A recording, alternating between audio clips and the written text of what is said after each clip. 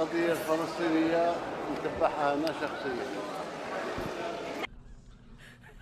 كما أدعو من هذا المنبر مجلس الأمن إلى إصدار قرار يؤكد بموجبه حماية الحل الدولتين التي يحظى بإجماع دولي. حماية الحل الدولتين التي يحظى بإجماع دولي. احنا نمشيو،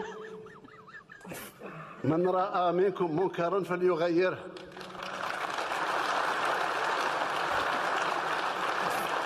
بيده، فإن لم يستطع فبلسانه، فإن لم يستطع فبقلبه، وهو أضعف الإيمان. أضعف الإيمان. الله أكبر. اللهم قوي إيمانك. ماذا